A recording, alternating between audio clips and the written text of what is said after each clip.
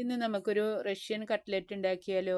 ഇതേപോലെ ഒരു വീഡിയോ കണ്ടിട്ട് തന്നെയാണ് കേട്ടോ ചെയ്തിട്ടുള്ളത്. അപ്പോൾ അതെങ്ങനെ തയ്യാറാക്കണതെന്ന് നോക്കുക. അപ്പോൾ അതിലേക്ക് 2 ഉരുളക്കിഴങ്ങ് എടുത്തിട്ടുണ്ട്, ഇത്ര ബ്രസ്റ്റ് പീസ് എടുത്തിട്ടുണ്ട്, അതേപോലെ ഒരു 1/4 ടീസ്പൂൺ പെപ്പർ, 2 വെളുത്തുള്ളി ഇട്ടിട്ട് ഒരു ഒറ്റ വിസിലടിപ്പിക്കുക. എന്നിട്ട് നമ്മൾ കുറച്ച് സവാള എടുക്കുക, അതേപോലെ തന്നെ ഒരു ക്യാരറ്റ്, കുറച്ച് സവാള എന്ന് പറഞ്ഞാൽ 2 സവാള ഇട്ടാൽ, അതേപോലെ ഒരു 4 വെളുത്തുള്ളി, ഇത്തിരി ഇഞ്ചി, പിന്നെ ഒരു 4 പച്ചമുളക്.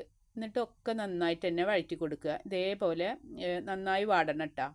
അത് വാടി വരുമ്പോൾ ഇതിലേക്ക് കുറച്ച് ഉപ്പിട്ട് കൊടുക്കുക. അതേപോലെ തന്നെ 2 ടേബിൾ സ്പൂൺ സാദാ മുളക് പൊടി, 1/4 ടീസ്പൂൺ മഞ്ഞൾപ്പൊടിയും, അതേപോലെ തന്നെ മല്ലിപ്പൊടി ഇട്ട് കൊടുത്തിട്ടുണ്ട് കേട്ടോ. 1 ടീസ്പൂണോളം മല്ലിപ്പൊടി ഇട്ട് കൊടുത്തിട്ടുണ്ട്. എന്നിട്ട് വേവിച്ച് വെച്ച ഇറച്ചി ചോപ്പറിൽ ഇട്ടിട്ട് വേണം കേട്ടോ എല്ലതും ഗ്രേറ്റ് ചെയ്യാൻ. എന്നിട്ട് അതിന് ശേഷം മല്ലിച്ചപ്പ് ഇട്ട് കൊടുത്തിട്ട് ഒന്ന് വഴറ്റി കൊടുക്കുക. അതിനുശേഷം കുറച്ച് ഗരം മസാലപ്പൊടി ഇടുക. നമ്മൾ വേവിച്ച് വെച്ച ഉരുളക്കിഴങ്ങ് ഇതിലേക്ക് ഇട്ട് കൊടുക്കുക. ഒന്ന് നന്നായിട്ട് തന്നെ ഉടച്ച് ചേർത്ത് കൊടുക്കുക. അതിനുശേഷം ഇതിലേക്ക് ഇട്ട് കൊടുക്കുന്നത് മെയിനായിട്ട് ചീസാണ് ഇട്ടുക.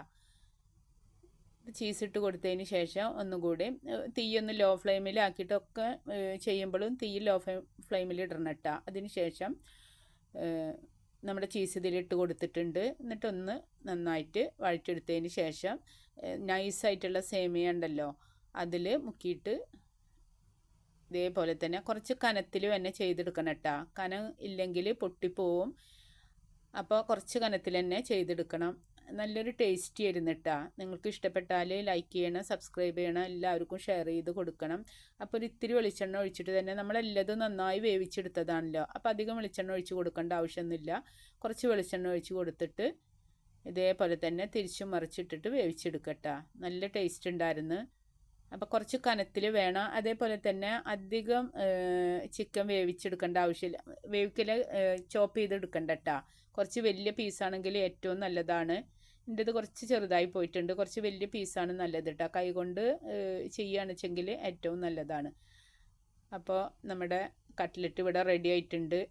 നിങ്ങളിതുപോലെ ചെയ്ത് നോക്കിയിട്ട് ഇഷ്ടപ്പെട്ടാൽ സബ്സ്ക്രൈബ് ചെയ്യണം, ലൈക്ക് ചെയ്യണം, ഷെയർ ചെയ്യണം, എല്ലാവർക്കും ഷെയർ ചെയ്ത് കൊടുക്കണം കേട്ടോ. അപ്പോൾ സോസൊക്കെ കൂട്ടി കഴിക്കാൻ നല്ല ടേസ്റ്റി ആയിരുന്നു കേട്ടോ. സ്പെഷ്യൽ തന്നെ ആയിരുന്നു. അപ്പോൾ ഇന്നത്തെ റംദാൻ റെസിപ്പി കട്ട്ലറ്റും പിസ്സയായിരുന്നു. നല്ല ടേസ്റ്റ് ഉണ്ടായിരുന്നു.